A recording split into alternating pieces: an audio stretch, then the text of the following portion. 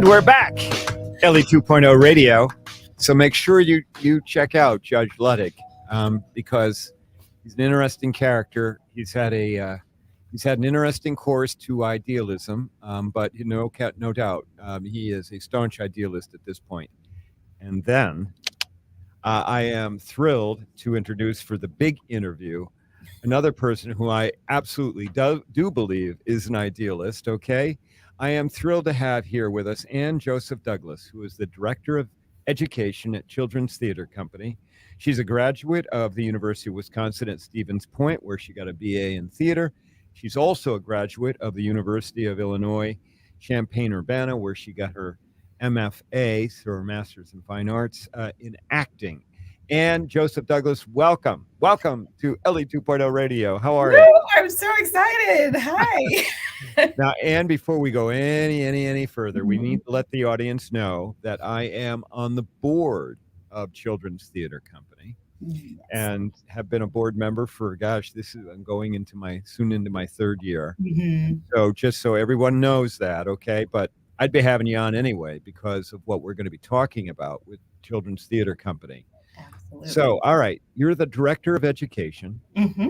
And why don't we begin with what Children's Theater Company is? Because I think that people just, when they hear that, they think, oh, it's Cinderella, or gosh, the Grinch, which of course is wonderful at the holidays, but it's way, way more than that. So give us a little bit of the 211, if you would. Sure. I mean, my experience at Children's Theater Company, I've been here going on 4 years, has been that we really value the voice of young people and what they're going through. And so when you think about what we're putting on our stages, while we do have great fun stuff like The Grinch and Cinderella, we also try to tackle really hard hitting issues, like something happened in our town because with George Floyd, that doesn't only affect the adults, it affects the youth and how they see the world and their place in the world and their fear for what we're leaving to them as they get older. Can I interrupt you? That play was about a white girl and a black boy living next to each other and how they interpreted differently the aftermath of a police-involved shooting of a black man. Am I right about that? You're absolutely right. And how it impacted their friendship, how they see each other, how parents can talk to their children about issues like this. Right. And that also recognizing that children are fully realized human beings. Their realization may be 10 years deep, but they're in the world. And I have 2 daughters myself, and that have very strong opinions about how they want to be viewed in the world and how they want to view the world. And so that's the beauty of children's theater, of creating this space where youth voices come first. I also feel a lot of people feel that they have to have a kid to come to see the shows. No child required. The artistry and the excellence and the production values that are put on our stages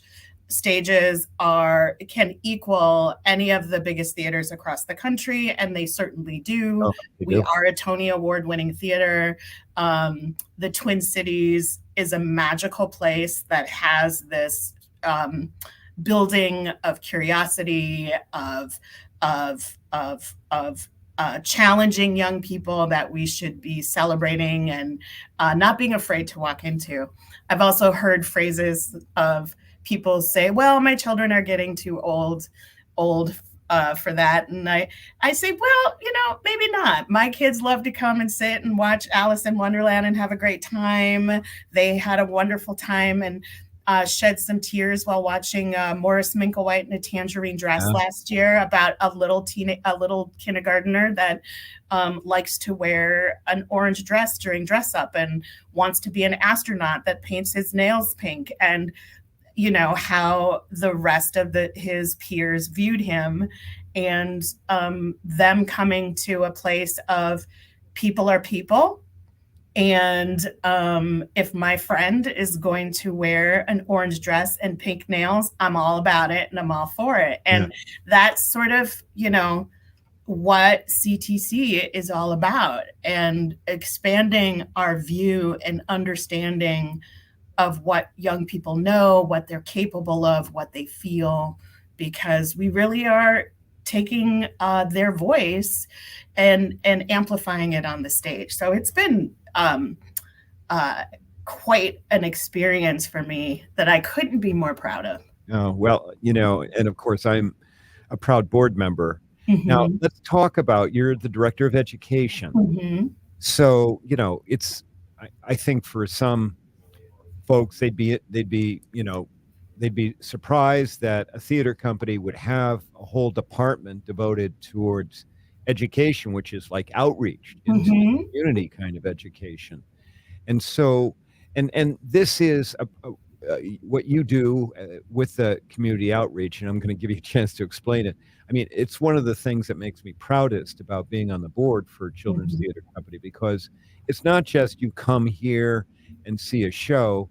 It's we're going out into the community doing things. And can you explain what do you do as the director of education? And then I'd really, really love for you to talk about, the summer programs, but particularly what we're doing, what CTC is doing at Bethune Elementary School in Minneapolis. Sure. Happy to. I'm very excited about this, of course. But in addition to these amazing productions, we have this incredibly large, robust education program that offers multiple touch points for young people to engage in theater, and whether that is through our classes and trainings that we offer here during the school year or summer camps. We also work in have about 37 different partnerships across the metro area that include public schools, where we're going in and offering after school programming, or we will come to the school and offer in-school programming for students, in which we're working with classroom teachers to create a curriculum that aligns with their goals in that classroom, and how theater can be supplemental and supportive of what's happening in the classroom. We partner with Hennepin County Libraries and offer free drop-in programs for families over the course of the year. We're also in St. Paul Public Libraries all summer. We've been there on Saturdays doing story theater for our youngest learners, which is an interactive storytelling and creative play session.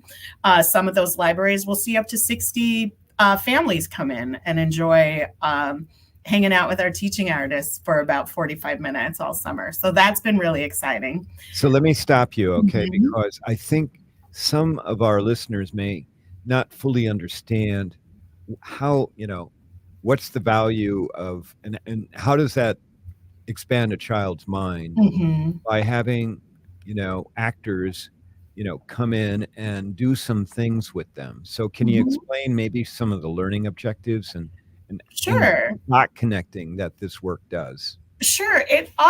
Story theater offers an opportunity for a young person to engage in the story beyond the pictures that they're seeing in the book, for them to get up and act out scenes or pretend scenes. We drive with a lot of questions. So we may be reading a story about a mama duck even, and just say, who's ever seen a duck, and where would you see a duck, and what does a duck walk like? And so it brings a sort of a 3D image into their mind. And then also, play is really important developmentally for a young person. And frankly, I think play is really important developmentally for people our age as well. But got it. As we know, play helps fire those brain cylinders and helps to get kids generally excited about literature and to look at literature in a different way. And we can do this with the older kids the older students as well, as if we're bringing literature to the classroom, how do we open that book up and get them to think differently about the characters, identify which voice is missing from this, begin to think beyond my first Wikipedia Google search, but what's the next thing I could do down the line, and how can I spark interest in something else for a young person? And then also to have an adult that generally wants to hear what they have to say or what they think is really important. I had a student once tell me, no one cares what kids say. No one cares. And I said, well, I care. And I know it may feel like that, but I care. And you say things when I'm here one week and I think about it all week and figure out what I'm going to bring back next week that connects to what you said. And I think for that young person, they just, that was the first time that they heard that adults really do care, or it may seem even think about them. Think about them. Yeah. I think about the things that you say and try to bring back work that adds value to what you say. And even with our younger kids, our 2-year-olds or 3-year-olds, even though it looks like they're dancing around and giggling and having a great time, but through that, they're connecting to literature, they're connecting to other cultures, they're visually connecting to the images in the book. If we were going to bring, say, Milo Imagines the World, who's a little brown boy, and they're visually connecting to his story and understanding that my place in this world is not devalued by someone else's place in this world or story. It adds value. Mm-hmm. Learning about other cultures and other people adds value to all of our existence. Right. And teaching about curiosity, respectful curiosity. Let's talk about Bethune, Bethune. Bethune. It's an elementary school in North Minneapolis. Children's Theater Company has been there, what now, 3 years? That we're actually going into our 5th year. Oh my gosh. Okay, and 5 years.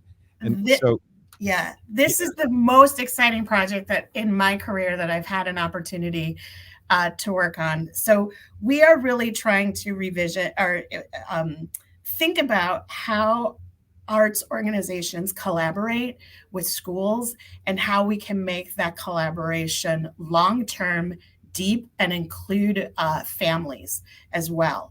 So we started at Bethune with just a few classes. And this past year, we've grown to, we offer 30 weeks of residency programming for every student at every grade level. Okay, so hold on. Speak in English, okay, not theater. What does residency program mean? So, are we bringing in actors and that type of thing? Our teaching artists are going and visiting with their classes once a week for 30 weeks. So throughout the entire school year, the curriculum that we bring in has been adapted to meet the needs of the student and also to meet the needs of the teacher. So our teachers are also meeting with those classroom teachers throughout the year to talk about, okay, where are students potentially falling short? How can what we bring in, it will support ultimately what you want for your students? Which one of our students are struggling still with writing or with reading? How can we adapt what we're doing so that we're meeting those student needs? And we start this at pre-K and we go all the way up to 5th grade. Okay. So that's the first step. Okay. And then we offer professional development workshops with the classroom teachers so that they can learn how to integrate the arts into their weekly sessions. And then we offer family events. So we host 3 family nights at the theater, Bethune families, and that includes all the staff families can get tickets to the theater for $5. We have a dinner here with all of those families before the show. We all see the show together, and we also provide transportation for those families that may need transportation to the theater. So give us an example, say for a 3rd grade class. What would one of our teaching artists do Sure. with that class that would be from a, performance standpoint? Sure. So the third grade class is working on our Bridges curriculum, which is our critical literacy curriculum. So I will share an example of what I witnessed in the class. Okay. The class usually starts with a physical warm-up, which is very typical for any acting class. But then we move on to writing, and they're given a prompt for the day, and the students will then have 3 or 5 minutes to write in their journals. And it could be a story, a thought, an idea, a poem, whatever they want. Following the writing, a student can volunteer to share what they've written based on that prompt. And then the student then will share what they wrote for the day. And then they say to the class, I have time for 2 questions and 1 comment. And then the class will, a student may ask a question or have a comment. The comments are always very supportive of what the student is working on. They then move to sort of the active story lesson. So our stories include puppets and props or musical instruments. And then we break them up and give them either characters or they become musicians. And we activate the story with them. And this is a very typical Bridges lesson that as they get older and move through the grades, they begin to start writing and adapting their own stories to performance. So the student will write out as, you get the prompt. Give us an example. What would a prompt be? The prompt would be, they may work on it together. The prompt may be, a lazy zebra was under the bridge. Okay. And so then and then the student will write a story about that. And then eventually, the resident artist or actor is helping them do a little scene about that. So like they will work the whole year creating a story that then they are going to put onto the stage for final performance. And by the time they get to 5th grade, we are working with them about social activism and using poetry as their voice to be change makers in the community. And a lot of times we make the community really small. So how can we make changes in our school community as opposed to thinking the world? Because when you're, 5th grade, it's hard to think you can change the world, right? But so they're really working the entire year on poetry, and their end of the year performance is a poetry slam. Okay. Oh, geez. And do the parents come to the poetry slam? The parents come to the poetry slam.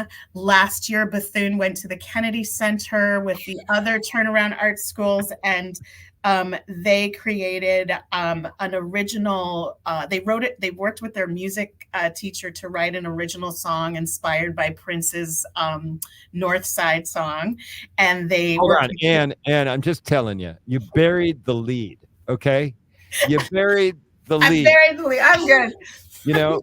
Oh, and by the way, Bethune went to the Kennedy Center and did a slam about Prince music and lyrics. Oh, and they incorporated the kids' poetry I'm into this interview 18 minutes, and I finally hear about the thing that is like would blow anybody away. You gotta save the juicy stuff, So Bethune is part of this Turnaround Arts program, which is supported through the Kennedy Center.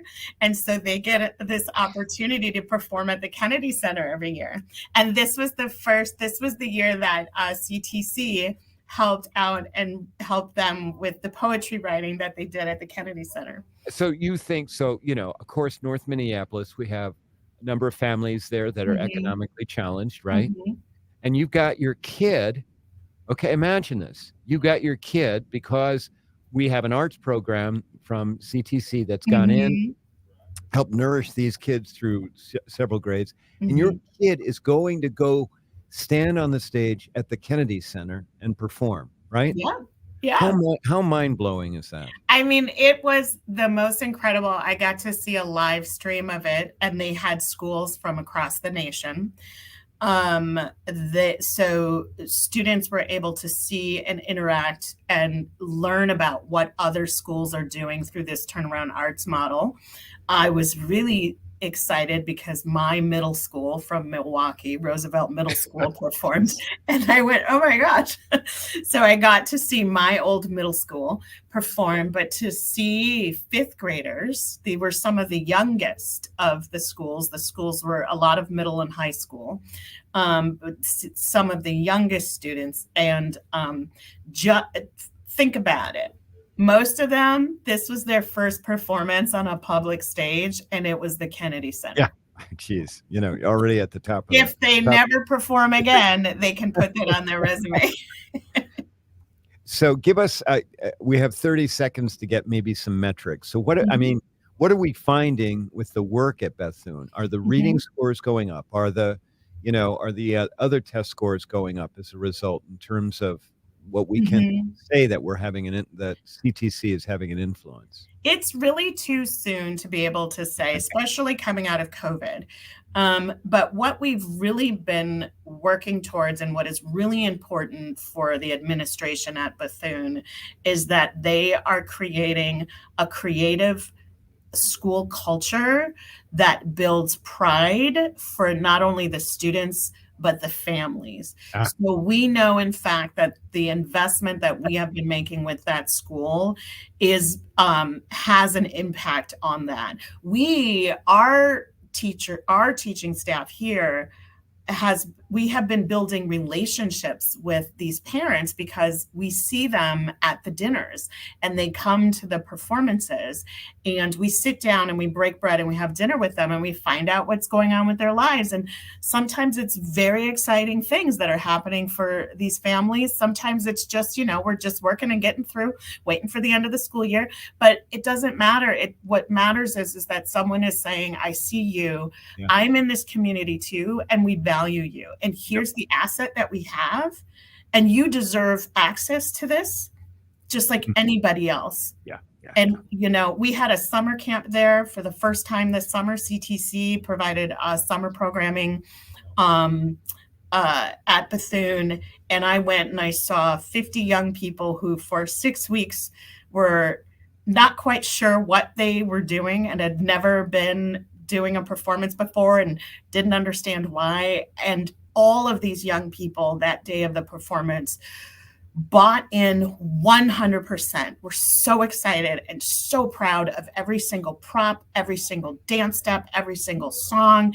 And it was just incredible. And all of them after the program were asking, are you going to do this again next year? Are you going to do this again next year? Once they've been through this, process and they see the end result, there's a sense of pride that someone has said, your words mean value. I'm going to put it on the stage, So, Anne, all of this is just, it warms my heart so much. It really does. And it's an example of how an arts, institution in the city thinks imaginatively and is going out and reaching out to communities that historically haven't had access to the arts, historically have been marginalized. Now, listen, we're running out of time. So I ask everyone who comes here, because this show is about idealism, about humans trying to make the world better. So I ask everyone this question right now that you're going to get, and that is, do you consider yourself an idealist? And if so, what may have made you that way? The answer is absolutely 100% yes. I believe a couple of things. My youth, being able to participate in the arts has given me confidence, has brought me joy. I have been lucky enough to work in a career, whether it has been here at CTC or anywhere else, that I have chosen joy over sometimes money, and that's fine. And so I also, because of the nature of my work, I am investing in other people's ideas and creating a platform for their ideas to come front and center. And I'm idealistic about that. But then also travel. We talked about travel. And sometimes as a Black person in this country, you feel nervous about places that you can't go or shouldn't go or won't go. And then you go. And no matter what their political beliefs are or religious beliefs are, to the core, they're nice, decent people. Yeah. Sometimes we don't express that enough, but I think the more that we can embrace the arts, because it's universal, and the more that we can embrace our country and through travel, you're going to learn about the people around you are not the same as the people that we see on that post on social media, or we see saying horrible things or doing horrible things. Right. So yeah, I'm an idealist. It's much better for me. I got high blood pressure too, so I might as well live like an idealist and a pessimist, Well, listen, on that note, okay, and I'm just thrilled that you've come on the show, and I really appreciate it. Keep doing the great work that you're doing for Children's Theater Company. And I just cherish you and value all that you're doing. So thanks for being on Ellie 2.0 Radio. Thank you, Ellie. Okay, folks, we've been speaking with Ann Joseph Douglas, who's the Director of Education for Children's Theater Company. Go check out the Children's Theater Company. Just go to the website. You're going to be able to see all of the phenomenal stuff they do, in addition to the shows, the phenomenal shows they put on. All right, we're going to take a break, and when we come back from the break, we'll be talking. I'll be giving you my work as in the C Block. You're listening to me, Ellie Krug, on Ellie 2.0 Radio and podcast. If you like what you hear, tell your friends about it. We'll be back in a second.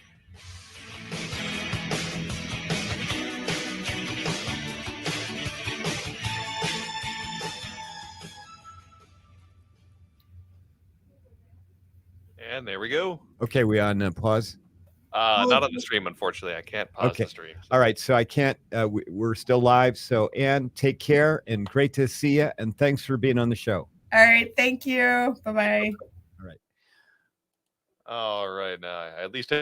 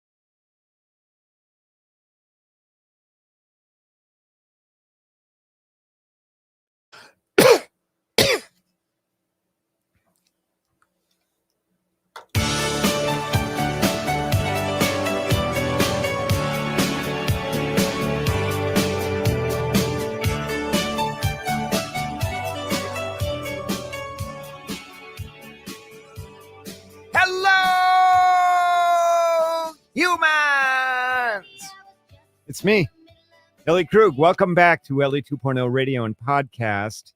Welcome back for another great show. I am just thrilled that you're here. And in this week's big interview, okay, let's just dive into it. This week's big interview with Ann Joseph Douglas from the Children's Theater Company in Minneapolis, who will talk about some incredible outreach, some incredible community education that the theater company does. And then, of course, as usual, I'll talk about my work as an idealist in the C Block. But as always, let's start off with this week's featured idealist.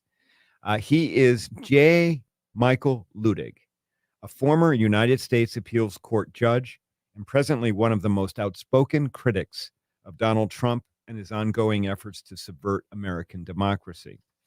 Now, in looking at Judge Luttig's background, it wasn't at all a given that he'd earn the moniker of idealist. To begin, he started out as a staunch conservative with basic conservative roots. Born in Tyler, Texas, he attended Washington and Lee University, not known as a bastion of liberalism, and then the University of Virginia Law School.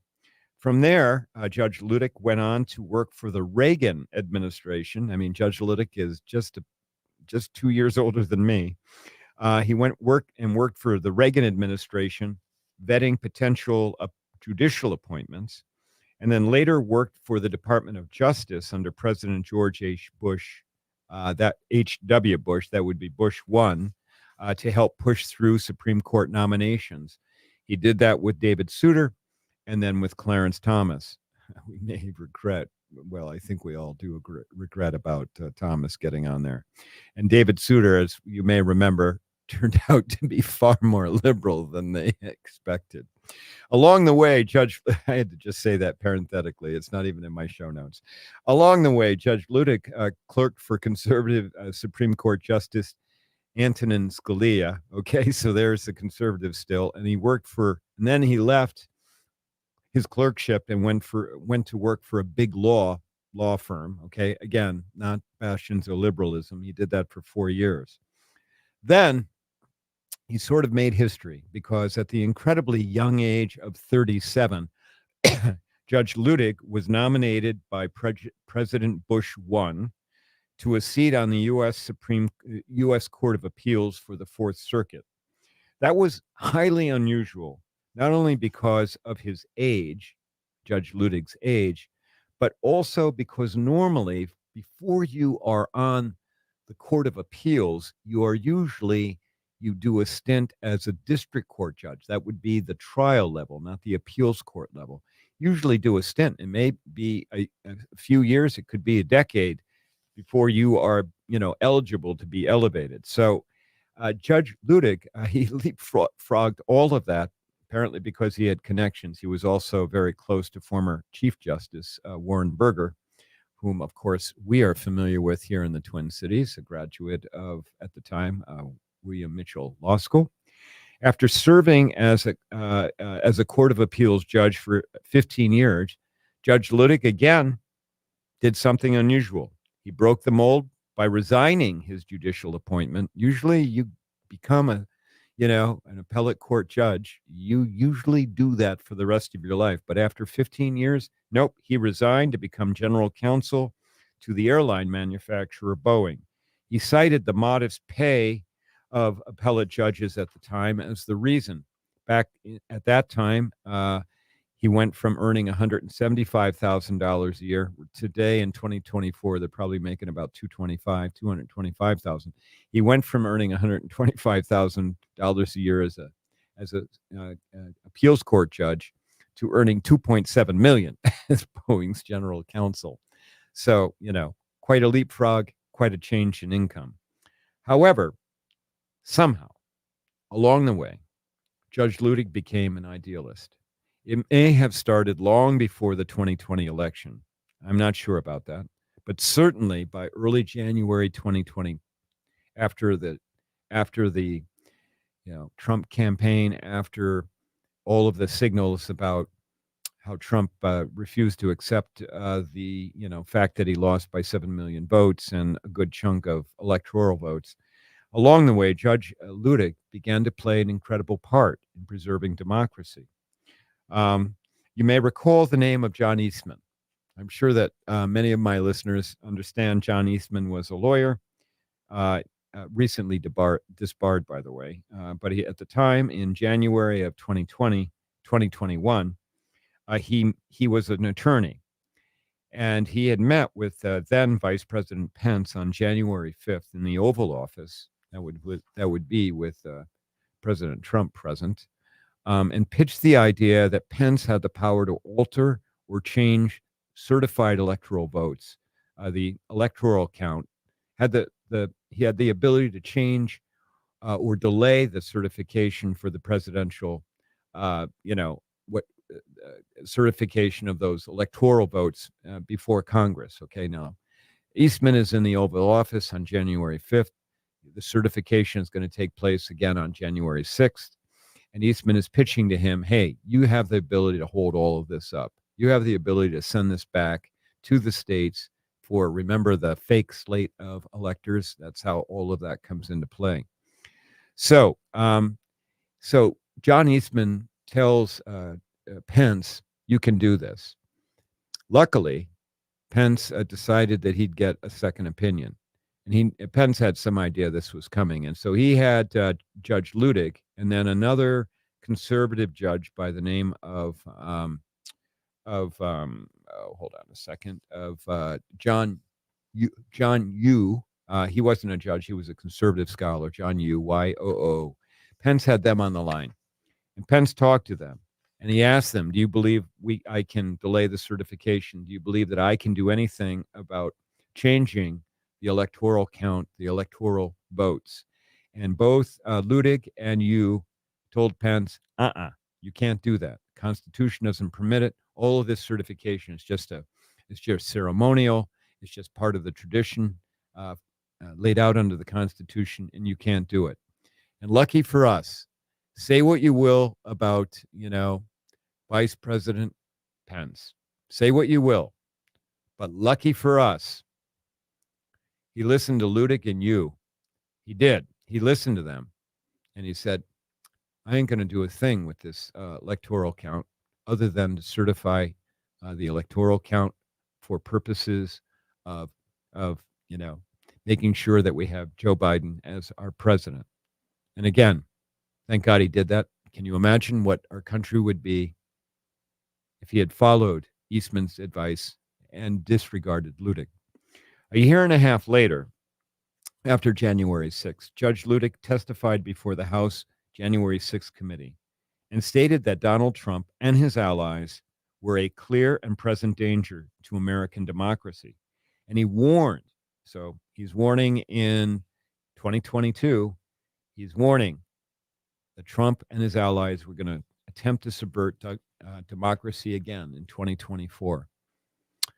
And if you're paying attention to what happened this week, in Georgia, the Georgia legislature, and somehow through whatever they've got for their electoral process, has appointed, I think it's 4 people who are election deniers who very well could refuse to certify Georgia's electoral count, electoral votes, if Georgia goes in favor of Harris and Walz. So okay.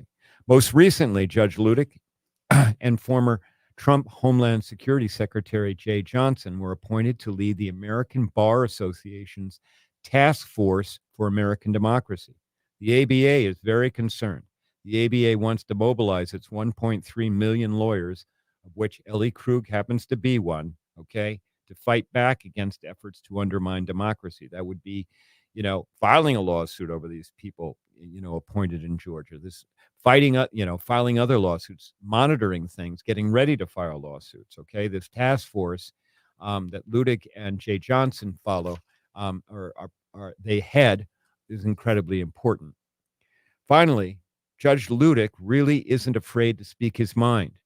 He's not. I like this guy. I've seen him on MSNBC. He's been on MSNBC with some regularity. And he's not afraid to criticize the U.S. Supreme Court for its decisions, including its recent decision about presidential immunity. Here is what he said on January 1st when he was on MSNBC about the decision, the Supreme Court immunity decision that had just dropped, I believe, on that day. Okay, here's what he said. Quote, there is no support whatsoever in the Constitution or even in the Supreme Court's precedents for the past 200 years for this reprehensible decision by the Supreme Court. Needless to say, the decision is irreconcilable with America's democracy, the Constitution, and the rule of law. He then went on to say, quote, America's democracy and the rule of law are this country's heart and soul. Our democracy and the rule of law are what made America the envy of the world and the beacon of freedom to the world for almost 250 years. Now, today, the Supreme Court cut that heart and soul out of America, unquote. Pretty powerful words from somebody who used to be on the bench, somebody who rubbed elbows with Supreme Court justices, someone who helped Clarence Thomas, one of the architects of the presidential immunity ruling, helped him. In short, I think that Judge Michael Luttig is an idealist, someone who came to the party a bit late, but whose clout very well may help preserve American democracy. Thank God, again, that this guy showed up. I know I'm saying God a lot in this show. Thank God that he did, okay? So pay attention to Judge Luttig. All right, that's what you've got for our featured idealist. I brought it in on time. You're listening to me, Ellie Krug. We'll be back in a second. I'm going to do the big interview. You are going to love Anne. We'll be back in a second. Thanks.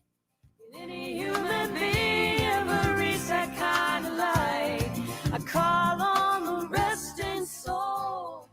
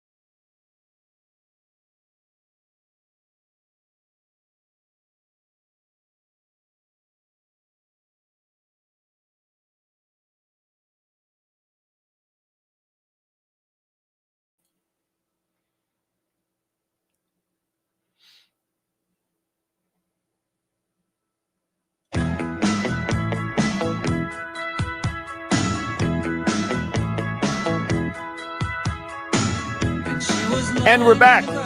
Ellie 2.0 Radio. I don't have a whole lot of time for that bumper music because I am short on this segment. So two things. First, and you're going to hear this continually until, August 31st. But please get on your radar. The Carver County Pride Festival, the very first ever Pride Festival for Carver County, Minnesota, held at the Waconia Fairgrounds in lovely Waconia, August 31st, Saturday the 31st from 11 to 8. Make sure you come. It's free. There's no charge. Come. There's going to be cornhole competition. There's going to be 7 or 8 food trucks. There'll be beer and wine. There will be drag shows, drag bingo. There'll be 60 vendors of, offering jewelry and arts and other things.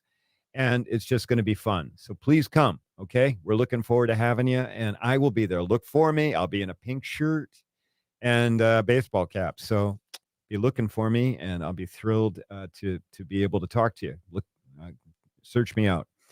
All right. In what I have left, I just want to talk about something I've been reminded of recently.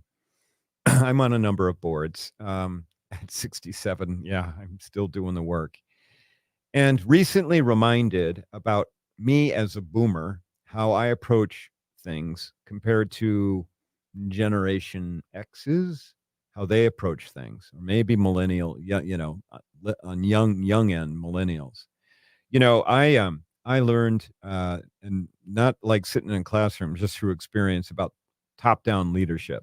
You got somebody at the top who's going to make the decision. They gather some information. They hear from other people, but they're the ones that make the decision. Okay, they're like, hey, I've heard from you. It sounds like we're on the same page. If we're not, too bad.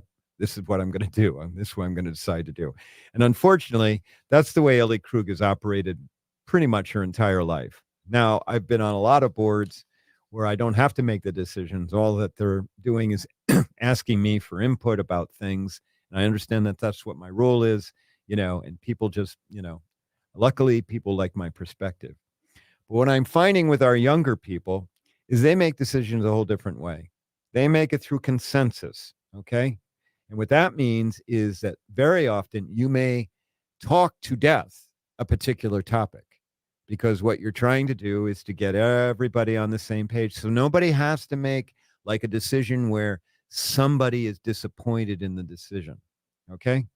For somebody like me, where I'm kind of like, you know what? I think we've talked about this long enough. Let's get this done. Okay. That doesn't rub incredibly well with the consensus leadership model. And so that's reminding me, okay, that perhaps my time as a leader, particularly in settings where I'm interacting with younger people, it may be that my time as a leader has come. It's ended. Okay. I think that it may be over. I think that I may not be putting myself anymore into any leadership roles, any leadership positions. Now, don't worry. That doesn't mean Ellie Krug's closing up the shop. It just means that I think I'm learning that the torch needs to be passed on, and I don't need to hold it anymore, at least as it relates to running organizations. So, yeah. And that's part of, learning about, inclusivity and making people feel as if they matter. Because in some of these situations, I've been made to feel that I don't matter. All right. That's all I've got. I hope that you've enjoyed the show. Please, as I've said, tell other people about it, okay? Because we're trying to build the base here. I hope you're enjoying the Saturday afternoon with the block of LGBTQ themed shows, even though my show is more about idealism. I need to do a big thanks and shout out to my producer, Brett Johnson, who is like the best in the business. And to you, between now and when you hear my voice next, will you do me a favor? Will you go out? Will you go and do something, like actively go and do something or say something to make the world better? Will you do that? And if you want, email me, elliekrug@gmail.com. Tell me what you did. I'd love to hear about it. And I might even share about it on the next show. All right. Take care. Ellie Krug, over and out.